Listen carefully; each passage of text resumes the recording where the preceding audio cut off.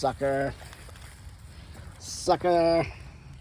I said, come on, let's go inside. And he plopped down. So now I can have say my piece. You know, it's funny how when I look at him sitting down sometimes, and he looks a little thick in the rump, and I think he's overweight.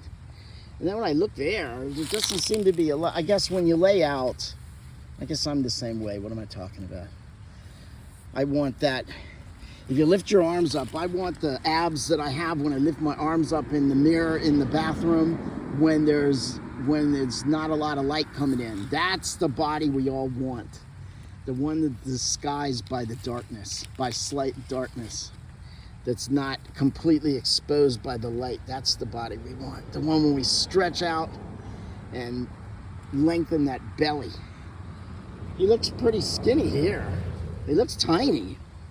But when he's up, normal. Anyway, that's a frivolous thing, but what I want to what I just don't understand. We'll go from frivolous to the category of I don't get it. Why do so many people hate the Jews? Why do so many people hate the Jews? I just don't get it. Literally in the Middle East, they're surrounded by people, a religion, Islam, that teaches them to hate the Jews. And they can't be left alone just this one little segment. This whole Gaza situation, Toby's got a B now, we got a B.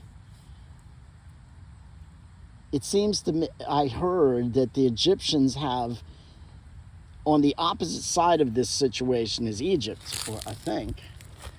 And Egypt has, is it the Sinai? There's a whole huge patch of land, like 10 times as big as what's there, that Egypt could say, here, why don't you all, you Palestinians, just come here and we'll give you a place. We got plenty of space here. They could do it, but they don't want to. They don't want those people either. Israel gives them free electricity and water, and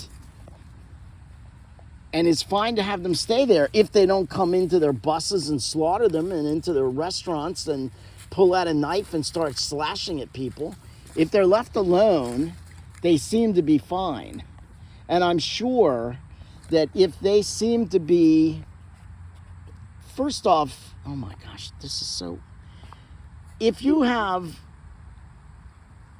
people hating you, surrounding you, 100 to 1, then of course you've got to keep control in that area where you have a high percentage of a Palestinian or a Muslim population living within. And when they, on a regular basis, attack people, you got to have some control. I mean, this is just common sense.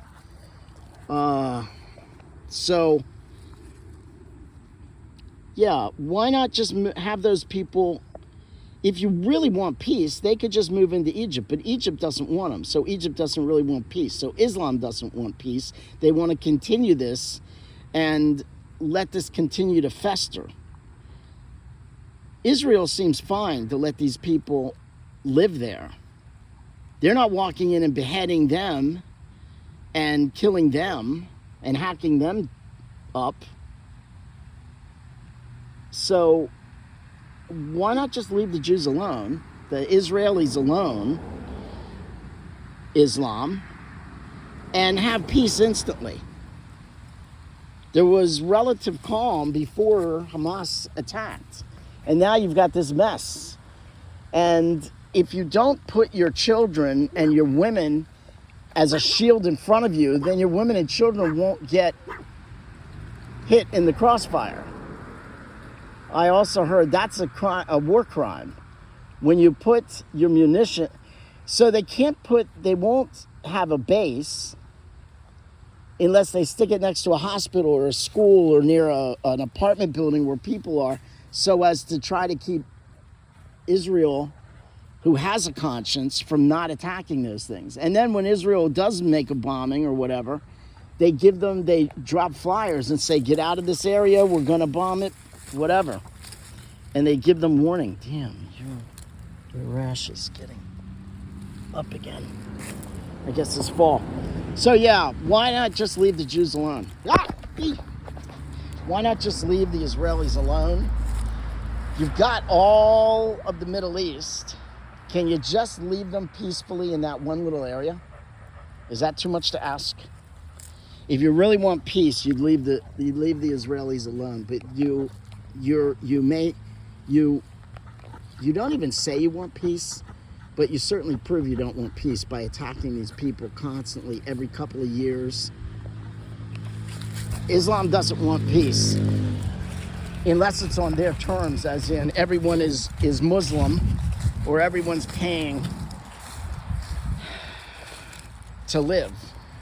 So, yeah, I just don't understand why people hate the Jews. And back to that point was, you've got people in Canada and the United States and other places protesting against Israel. Israel was the one attacked, people. Israel was the one attacked.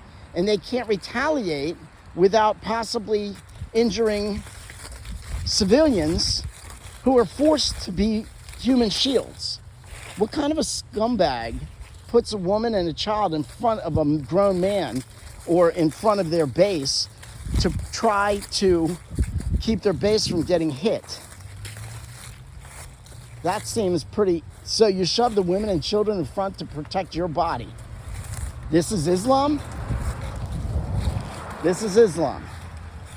It's what's happening. So you don't have to say it is or isn't. The proof is that's what they're doing.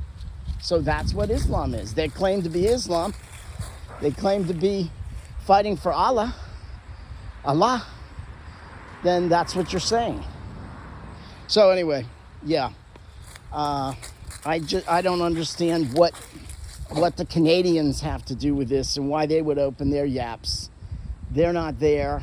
And why would Canadians... See, these are probably, I guess, because of the immigration going out, these are probably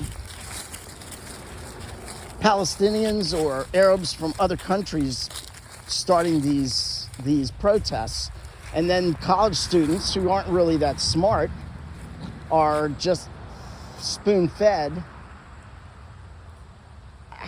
How complicated is it that Israel was attacked and the people that they are going back to retaliate or to stop them from attacking them again, put innocent people in front of them? So Israel should just say, okay, you attacked, and now we're just gonna, it's okay?